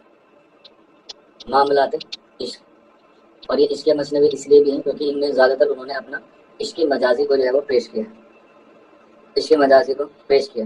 اس کے بعد دریائے عشق, دریائے عشق. اس کے بعد شعلہ عشق, شعلہ عشق, شعلہ عشق. اس کے بعد جوش عشق, جوش عشق. اس کے بعد اعجاز عشق, اعجاز عشق. اس کے بعد حکایت عشق, حکایت عشق. اس کے بعد جوان عروج, جوان عروج. اور لاسٹ ہے مور نامہ. تو یہ ان کی 9 کی 9 عشقیہ مثنوی ہے, اور 100% ہے کہ DSSB ایگزام میں آپ سے یہاں سے ایک سوال ضرور آئے گا کہ ان میں سے کون سی مثنوی میر تقی میر کی ہے. تو یہی ہے خواب و خیال, معاملات عشق, دریائے عشق, شعلہ عشق, جوش عشق, اعجاز عشق, حکایت عشق, جوان عروج اور مور نامہ. اور یہ کتنی ہے؟ 9. میر تقی میر نے 9 عشقیہ مثنوی لکھی ہیں. اب یہ تو ہو گئے, لیکن ایگزام میں بڑا چالاک ہے, وہ آپ کو کنفیوز کرے گا شوق لکھنوی کی. دیکھیں کیونکہ آپ کے نصاب میں شوق لکھنوی کی بھی 3 مثنویاں شامل ہیں. جس میں کون سی آتی ہے؟ زہر عشق، بہار عشق اور فریب عشق، اور فریب عشق، یہ تینوں مثنوی بھی عشق پہ ہے۔ تو آپ نے تو پڑھا ہے عشق میں ساری زیادہ تر کس کی ہے؟ میر تقی میر کی ہے، لیکن شوق لکھنوی کی بھی ہے۔ تو ایگزامنر آپ کو کنفیوز کرنے کے لیے یہ والی تصنیف دے سکتا ہے، زہر عشق، بہار عشق یا فریب عشق۔ اگر میر تقی میر کی 9 یاد نہ ہو تو ایٹ لیسٹ شوق لکھنوی کی 3 یاد کر لیجیے گا، ٹھیک ہے؟ شوق لکھنوی کی 3 یاد کر لیجیے گا، زہر عشق، بہار عشق اور فریب عشق۔ ان تینوں میں سے آپ کو ایک نیک ضرور ملے گی، یہاں سے ملے گی یا آپ کو میر تقی میر کے حوالے سے ملے گی۔ ان دونوں میں سے آپ کو کوئی نہ کوئی ایک تصنیف ضرور ملے گی میر کے حوالے سے۔ اس کے بعد انہوں نے مثنویوں میں بھی کام کیا ہے، لیکن اردو ادب میں ان کا جو تعلق ہے وہ غزل گو کی حیثیت سے، ٹھیک ہے، غزل گو کی حیثیت سے۔ لیکن ان کی ایک مثنوی اور ہے جو ایگزام میں اکثر پوچھی جاتی ہے، یہ کہہ سکتے ہیں وہ کافی اہم ہے، جس کا نام ہے ازدر نامہ۔ ازدر نامہ یہ بھی مثنوی ہے میر تقی میر کی۔ اس کے علاوہ مذمت برس گال، مذمت برس گال، یہ بھی کیا ہے؟ ان کی مثنوی ہے میر تقی میر کی۔ اور ایک اور لکھ لیجیے گا لاسٹ، مرغ بازان، مرغ بازان، یہ 3 مثنویاں اور لکھ لیجیے گا میر تقی میر کی۔ اس کے بعد بات کریں ہم لوگ مثنوی کے بعد ان کے غزل کے حوالے سے۔ غزل تو ان کی بہت زیادہ ہے اور اس میں اشعار کی جو تعداد ہے وہ بھی بہت انلمیٹڈ ہے، تقریباً 14,000 کے آس پاس ان کے اشعار کی تعداد جو ہے وہ چلی جاتی ہے۔ لیکن ہمیں تعداد سے سوال نہیں آتے ہیں، بس یہ آتا ہے کہ غزل کے دیوان کتنے ہیں۔ تو ان کے اگر پوچھا جائے اردو دیوان کتنے ہیں تو آنسر ہو جائے گا 6۔ اور پوچھا جائے غزل کے دیوان کتنے ہیں، غزل کے دیوان کتنے ہیں تو آنسر ہو جائے گا 7، کیونکہ ان کا جو ایک ہے وہ کس میں ہے؟ وہ فارسی زبان میں ہے۔ تو اردو کے ان کے کل دیوان کتنے ہیں؟ 6، اور غزل کے پوچھا جائے تو 7 ہے۔ میں دوبارہ ریپیٹ کر دیتا ہوں، اگر پوچھا جائے میر تقی میر کے کل اردو میں کتنے دیوان ہیں تو 6 ہوگا، پوچھا جائے میر تقی میر کے غزل کے دیوان کتنے ہیں تب آنسر ہو جائے گا 7۔ تو وہ دیکھ لیجیے گا کہ اردو پوچھ رہا ہے یا وہ کل پوچھ رہا ہے۔ اور اس میں سب سے خاص بات یہ ہے کہ آپ کو یاد کرنے کی ضرورت نہیں ہے، یہ جو 6 کے 6 ہیں ان کا نام نہیں ہے، بس یہ کس طرح سے ہے: دیوان اول، دیوان دوم، دیوان سوم، یہ دیوان دیوان ہے۔ اس کے بعد دیوان چہارم، دیوان پنجم اور دیوان ششم، دیوان ششم، یہ کیا ہے؟ یہ ان کے غزل کے دیوان ہیں جو اردو میں ہیں۔ آپ چاہیں تو ان کا ایئر بھی لکھ سکتے ہیں، حالانکہ ایئر اتنا پوچھے گا نہیں آپ لوگوں سے۔ 1752، 1775، 1786 اور 1794، پنچم ہے 1803 اور ششم ہے 1809، 1809۔ اس کے بعد ان کا فارسی کا دیوان ہے، ٹھیک ہے۔ اب ان سارے دیوان کو ایک جگہ یکجا کر کے کیا بنایا گیا؟ کلیات میر بنایا گیا۔ اور مجھے امید ہے کم سے کم 2-3 بچے تو مجھے ضرور بتائیں گے کہ کلیات میر کو کس نے مرتب کیا، کلیات میر کو کس نے مرتب کیا اور کب کیا، یہ بھی بتا دیں۔ کلیات میر کو کس نے مرتب کیا اور کب کیا؟ ان دیوان کو میں نے آپ کو کل کی کلاس میں بتایا تھا کہ دیوان اور کلیات دونوں میں فرق ہوتا ہے۔ بالکل جولی فرح نے صحیح بتا دیا ایک آنسر تو، اور وہ ہے 1811۔ چلو بڑھیا ہے۔ کلیات میر کو ترتیب دے کے شائع کیا گیا 1811 میں، ان کی وفات ہوئی ہے 1810 میں، اس کے بعد ان کا کلیات جو ہے وہ کیا ہوا؟ شائع ہوا۔ بالکل، اور صحیح جواب دے دیا ہے سائمہ نے، آنسر ہو جائے گا محمد حسن نے، محمد حسن عسکری، یہ پورا نام ہے۔ ہاں کلیات جو ہے وہ لغت کے اعتبار سے ہوتا ہے، شبد کوش یا ڈکشنری کے حوالے سے ہوتا ہے، جبکہ دیوان رینڈملی کیسے بھی ہو سکتا ہے، ٹھیک۔ اور پھر اسی میں جو کلام شامل تھا کلیات میر میں، تو اس کے کیا کی گئی؟ کلام کی شرح کی گئی، کلام کی شرح، شرح سے مراد ہوتا ہے تشریح یعنی کہ ایکسپلینیشن، اور میر کے کلام کی شرح کس نے کی ہے تو آنسر ہو جائے گا شمس الرحمان فاروقی نے، شمس الرحمان فاروقی نے میر کے کلام کی شرح کی ہے، یعنی کہ میر کے کلام کی تشریح کی ہے۔ اور شمس الرحمان فاروقی نے میر کے کلام کی شرح یا تشریح کرنے کے بعد اسے نام دیا گیا شعر شور انگیز، شعر شور انگیز، اور کب کی اس کو؟ 1996 میں، یعنی کہ 1996 میں۔ شعر شور انگیز، میر کے کلام کی شرح شمس الرحمان فاروقی نے کی اور اس کو ایک نام دیا گیا جس کا نام رکھا شعر شور انگیز، جو 1996 میں دی گئی۔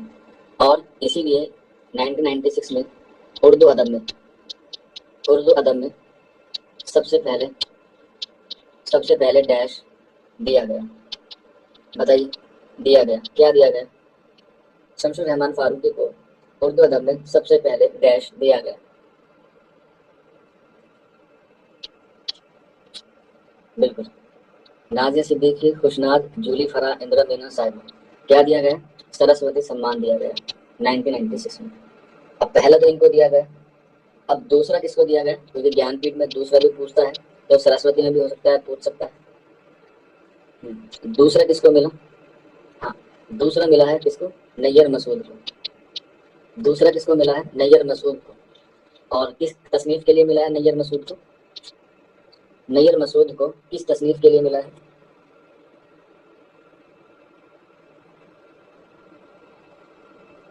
بالکل، زویا سرتاج نے صحیح جواب دیا ہے، طاؤس مینا کی چمن یا طاؤس چمن کی مینا ان کی تصنیف ہے، اس کے لیے ملا ہے۔ بہت بڑھیا زویا سرتاج۔ تو طاؤس چمن کی مینا یہ نیّر مسعود کی تصنیف تھی، اسی پہ ان کو کیا ملا تھا؟ یہ دوسرا سرسوتی سمان ملا ہے۔ اور ابھی تک جو ہے وہ اردو ادب میں صرف 2 ہی بار سرسوتی سمان ملے ہیں، پہلا ملا ہے شمس الرحمان فاروقی کو اور دوسرا ملا ہے نیّر مسعود کو۔ ٹھیک ہے، چلیے آگے بڑھتے ہیں۔ اس کے بعد یہ کلام کی شرح ہو گئی، ان کے دیوان ہو گئے، لیکن یہاں پہ میر تقی میر نے اپنے دیوان کی تعریف کہا ہے۔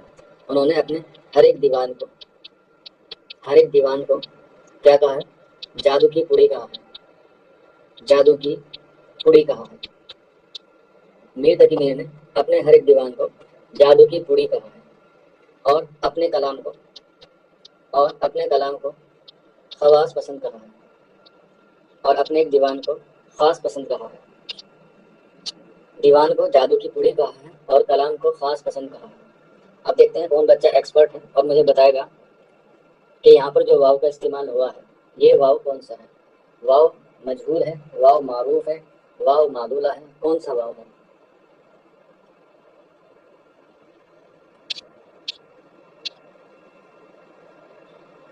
بالکل، یہاں پر کون سا ہو جائے گا؟ یہ ہو جائے گا واو معدولہ، کیونکہ اس کے لیے شرط ہے کہ واو سے پہلے خا آئے گا اور واو کے بعد الف آئے گا اور واو سے پہلے خا آئے گا، تو اس میں کیا ہو جائے گا؟ ہمیشہ واو معدولہ، جیسے خواب ہو سکتا ہے، درخواست ہو سکتا ہے، ٹھیک، خواہش ہو سکتا ہے، اور بھی بہت سارے لفظ ہو سکتے ہیں، تو اس میں ہمیشہ کیا ہوگا؟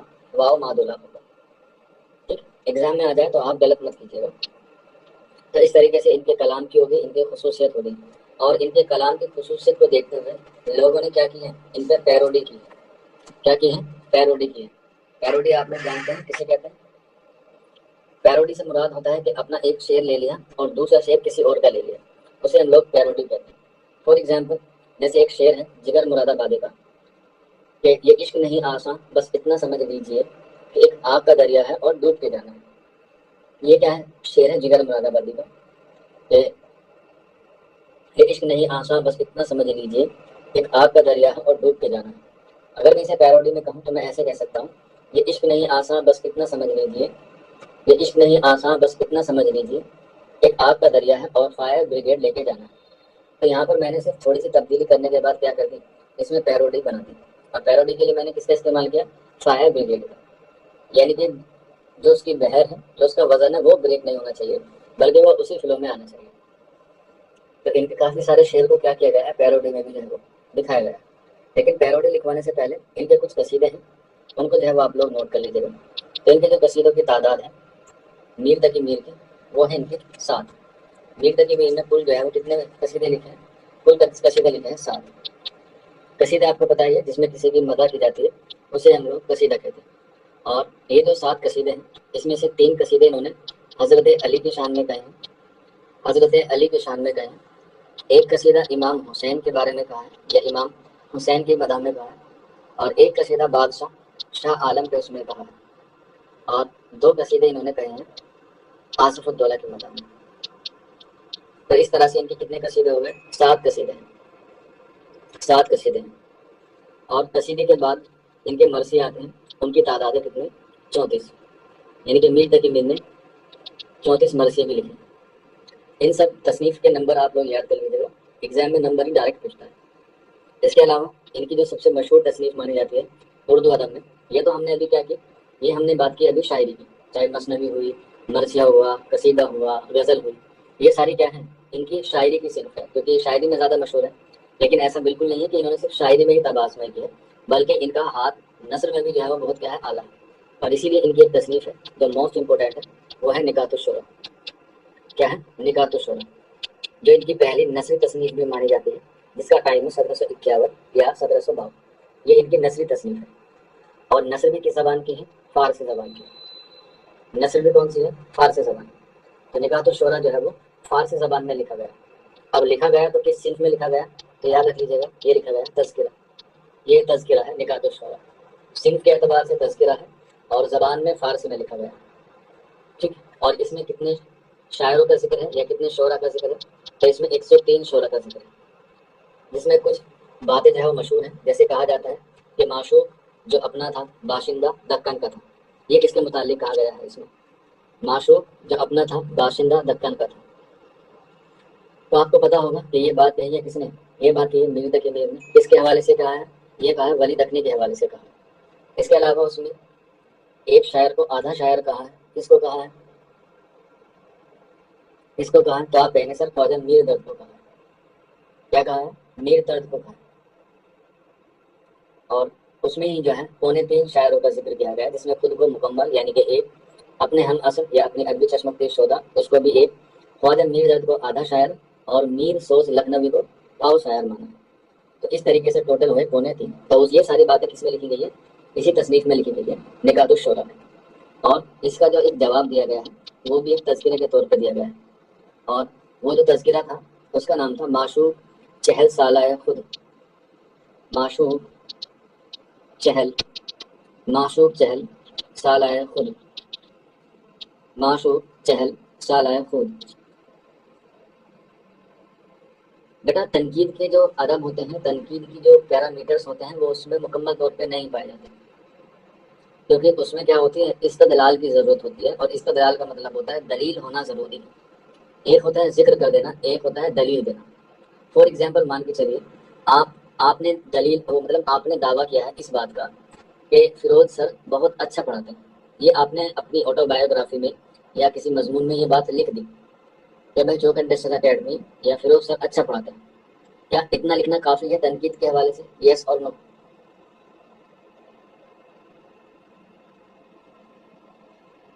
بتائیے.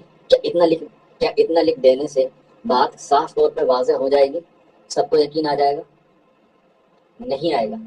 کیوں؟ کیونکہ جب ہم تنقید کرتے ہیں تو تنقید کے لیے سب سے زیادہ ضروری ہوتا ہے استدلال. یعنی کہ آپ کو اس بات کی دلیل دینی ہوگی کیا چوک انڈسٹریل اکیڈمی اچھا پڑھاتا ہے تو اس کی دلیل کیا ہے، یا فیروز سر اتنا اچھا پڑھاتے ہیں اس کی دلیل کیا ہے، اس کی دلیل دیجیے. تو آپ کے پاس اگر دلیل ہوگی تو وہ بات تنقید میں آئے گی، اور اگر اس کے بعد تنقید دلیل نہیں ہے تو وہ تذکرے میں رہے گی، صرف اور صرف ذکر میں رہے گی. حالانکہ اس بات میں کوئی دو رائے نہیں ہے کہ چوک انڈسٹریل اکیڈمی اچھا پڑھاتا ہے. اور دلیل یہ ہے کہ آپ لوگوں کا سلیکشن ہوگا، آپ خود اس بات کی دلیل بنیں گے آنے والے وقت میں. تو مجھے بتانے کی ضرورت ہی نہیں پڑے گی کہ میں اچھا پڑھاتا ہوں. تو اٹ مینس جب آپ کا سلیکشن ہوگا تو آپ خود ہی کیا کریں گے؟ دلیل دے دیں گے اس بات کی.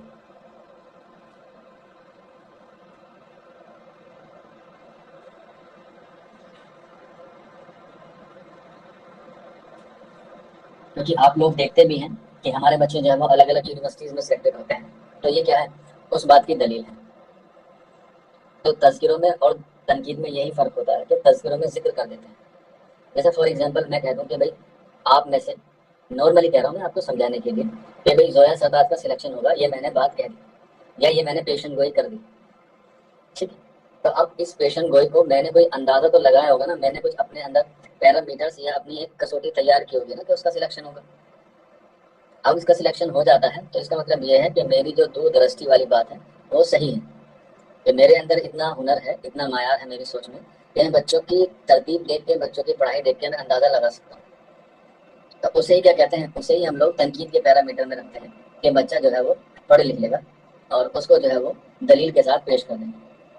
اب مان کے چلیے آپ کا سلیکشن ہو گیا سبھی کا، جتنے بھی کلاس میں ہیں یا ریکارڈنگ دیکھ رہے ہیں، کل کو آپ لوگ کسی اور کو سجیشن دیں گے کہ بہن یا بھائی یا جو بھی ایکس وائی زیڈ ریلیشن میں ہو کہ مجھے جو ہے وہ ڈی ٹرپل ایس بی کی تیاری کرنی ہے، پی جی ٹی اردو کی، بتا میں کہاں سے کروں، مجھے سمجھ نہیں آ رہا، تو آپ ذکر کریں گے کہ بھائی میں نے وہاں سے پڑھا تھا اور تم وہاں پڑھ لو، سمجھ میں آئے تو کر لینا، نہیں تو کوئی بات نہیں۔ تو وہ پھر کاؤنٹر کوشچن نہیں کرے گا کہ تو نے مجھے وہاں کا سجیشن کیوں دیا، تو آپ دلیل دیں گے کہ میرا بھی سلیکشن وہیں پڑھ کے ہوگا۔ تو جب آپ دلیل دیتے ہیں تو سامنے والے کو کیا ہو جاتا ہے، یقین ہو جاتا ہے کہ ہاں بھائی اس کی بات میں دم ہے۔ اب دلیل دے بھی دی، اب ایسے تھوڑی کہ دلیل دینے سے کام چل جائے گا، اس کا پروف بھی تو ہونا ضروری ہے۔ تو آپ کہہ دیں گے دیکھ آج 1 تاریخ ہے اور میری کل ہی سیلری آئی ہے اور یہ سیلری مجھے سرکار نے دی ہے، تو یہ اس بات کی بالکل ثبوت ہے کہ میرا selection D triple S B T G کی 2024 میں پوسٹ کوڈ 809 یعنی کہ 809/24 میں ہوا ہے۔ تو جب دلیل دیتے ہیں تو اس کا پروف بھی ہونا چاہیے، تو اس لیے ہم اسے تذکرے کو تنقید میں نہیں رکھتے، کیونکہ اس میں صرف ذکر ہے، دلیل نہیں ہے، اور نہ ہی اس دلیل کا کوئی پروف ہے۔ ہاں یہ کہہ سکتے ہیں کہ تنقید کے جو نمونے ہیں وہ ہمیں تذکروں میں ہی ملتے ہیں، کیونکہ شروعات ہی تذکروں سے ہی ہوتی ہے، کیونکہ بات ذکر سے ہی شروع ہوتی ہے۔ سمجھ میں آ گیا آپ لوگوں کو کیسے ہم تنقید کیوں نہیں کہہ سکتے؟ چلیے پھر واپس آ جاتے ہیں تذکرہ نکات الشورا پہ۔ اس کا جوابی تذکرہ لکھا گیا معشوق چہل سالہ خود، اور یہ کس نے لکھا ہے؟ یہ لکھا ہے میر محمد یار خاکسار نے، میر محمد یار خاکسار نے یہ تذکرہ لکھا ہے جس کا نام ہے معشوق چہل سالہ خود۔ ہاں پیشن گوئی مومن خواہ مومن نے کی تھی اپنی وفات کی کہ میں اس دن مر جاؤں گا، ٹھیک، جب مومن خواہ مومن پڑھاؤں گا تب اس کے بارے میں آپ کو بتاؤں گا، ٹھیک، حالانکہ میں پیشن گوئی کرتا ہوں، بہت کم کرتا ہوں۔ چلیے تو یہاں پہ ان کی پہلی تصنیف تھی نثر میں جو نکات الشورا کے نام سے مشہور ہے۔ اس کے علاوہ ان کی دوسری تصنیف ہے جو نثر میں ہے اور اس کی بھی زبان کیا ہے، اس کی بھی زبان فارسی ہے، اور وہ کیا ہے ان کی خود نوشت، اور خود نوشت کا نام ہے ذکر میر، اور کب لکھی گئی؟ 1772 میں فارسی میں لکھی گئی خود نوشت جس کا نام ہے ذکر میر۔ اب یہ فارسی میں ہے، اس کا اردو میں ترجمہ ایگزام میں بہت پوچھا گیا کہ میر تقی میر کی خود نوشت ذکر میر کا اردو میں ترجمہ کس نے کیا، تو لکھ لیجیے گا نثار احمد فاروقی نے۔ نثار احمد فاروقی نے کیا کیا، اس کا اردو ترجمہ کیا، اور اسی تصنیف میں یعنی کہ خود نوشت میں ہی نثار احمد فاروقی نے بتایا ہے کہ میر کی شاعری دلی اور دل کا مرثیہ بن گئی ہے، دلی اور دل کا مرثیہ بن گئی ہے، کیونکہ دلی کو بھی لوٹا گیا ہے اور میر تقی میر کے دل کو بھی جو ہے وہ کافی بار لوٹا گیا ہے، ان کی جتنی محبوبائیں ہیں انہیں سب چھوڑ کے چلی گئی، تو میر کی شاعری دلی اور دل کا مرثیہ بن گئی، یہ نثار احمد فاروقی نے کہا ہے انہیں کی تصنیف میں جو انہوں نے لکھی ہے خود نوشت کے ترجمے کے حوالے سے، ٹھیک، تو یہ ہو گیا میر تقی میر کی نثر کے حوالے سے بات، ٹھیک۔ اس کے علاوہ ان کا ایک رسالہ ہے جس کا نام ہے فیض میر، یہ ایک چھوٹا سا رسالہ ہے جو انہوں نے اپنے بیٹے کی تعلیم کے لیے لکھا تھا، یہ بھی نثر میں ہے فیض میر، اور اس کی بھی زبان کیا ہے، اس کی بھی زبان فارسی ہی ہے، کیونکہ اس وقت فارسی کا ہی کیا تھا، زیادہ غلبہ تھا۔ تو اس طریقے سے ان کی یہ کیا ہو گئی ہماری نثر کے حوالے سے، اور ان کی شاعری کے حوالے سے جتنے بھی تصنیف ہیں وہ جو ہے وہ آپ کو یاد کر لیجیے گا ایگزام کے حوالے سے، ٹھیک۔ پیروڈی صنف میں لکھا گیا ہے یا پیروڈی کی حیت میں لکھا گیا ہے، اور پیروڈی کیسی ہے وہ میں آپ کو بتا رہا ہوں، آپ لوگ جو ہے اسے نوٹ کر لیجیے گا، اور وہ ہے اس طریقے سے غالب اپنا غالب اپنا یہ عقیدہ ہے، غالب اپنا یہ عقیدہ ہے بقول ناصف آپ بے بہرا ہیں، آپ بے بہرا ہیں جو معتقد میر نہیں، ٹھیک، تو یہ پیروڈی میں ہے کیونکہ یہ والا جو مصرع ہے، سوری اوپر والا چھوڑیے، نیچے والا شعر ہے، یہ والا جو شعر ہے آپ بے بہرا ہیں جو معتقد میر نہیں، یہ کس کا ہے، یہ ناصف کا ہے، لیکن غالب نے کیا کیا، غالب نے اس میں اپنا نام ایڈ کر کے اسے پیروڈی میں ڈال دیا، کیونکہ یہ جو پہلا مصرع ہے یہ ناصف کا ہے۔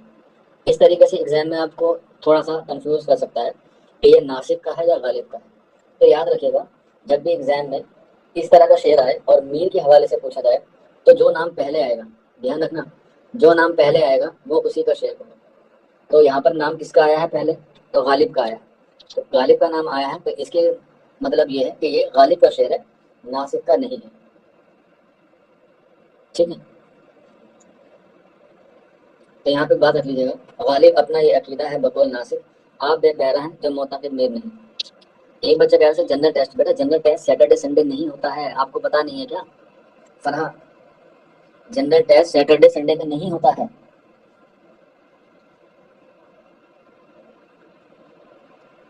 ٹھیک ہے، تو یہاں پر یہ شعر کس کا ہے؟ غالب کا ہے، کیونکہ غالب کا نام پہلے آیا ہے۔ اسی کے علاوہ آپ لوگ ایک طریقے سے اور دیکھ سکتے ہیں، اور ایک طریقے سے آپ کو جو ہے وہ بتا رہا ہوں، ٹھیک ہے؟ آپ جو ہے وہ اس کو بھی نوٹ کر لیجیے گا، آپ کو سمجھ میں آ جائے گا۔ اور وہ یہ ہے، سوری دوسرا لکھوا دیتا ہوں، کہیں لکھوا دیتا ہوں تاکہ ناصر کا بھی آپ کو یاد ہو جائے۔ صبح ناصر یا صبح ناصر نہیں کچھ میر کی استادی میں، صبح کا مطلب شک، صبح ناصر نہیں کچھ میر کی استادی میں، آپ بے بہرا ہیں، آپ بے بہرا ہیں جو معتقد میر نہیں، ٹھیک۔ اب یہ والا شعر جو ہے وہ ناصر کا ہے، تو اس میں آپ کو پہچاننے کی ضرورت نہیں ہے، آپ کو پتا ہے کہ پہلا کیا ہوا ہے، پہلے کیا ہوا ہے، ناصر کا نام آیا، تو جس کا پہلے نام آئے گا وہی کیا ہوگا، اس کا رائٹ آنسر ہوگا۔ تو یہاں پہ آپ دیکھ لیجیے گا پہلی لائن میں کس کا نام آیا، ناصر کا نام آیا، تو یہ ناصر کا ہے، امام بخش ناصر۔ اس کے علاوہ ایک اور قول ہے یا ایک اور شعر ہم لوگ کہہ سکتے ہیں، اور وہ یہ ہے، میں ہوں کیا چیز، میں ہوں کیا چیز، میں ہوں کیا چیز جو اس طرز، میں ہوں کیا چیز جو اس طرز پہ جاؤں اکبر، میں ہوں کیا چیز جو اس طرز پہ جاؤں اکبر، ناصح و ذوق، ناصح و ذوق بھی جب چل، ناصح و ذوق بھی جب چل نہ سکے، چل نہ سکے میر کے ساتھ۔ اب اس میں چار شعرا کے نام آئے ہیں، اکبر، ناصح، ذوق اور میر۔ اب اگر آپ میں کامن سینس ہے تو آپ اس میں بتا سکتے ہیں کہ یہ شعر کس کا ہے، بتائیے یہ شعر کس کا ہے؟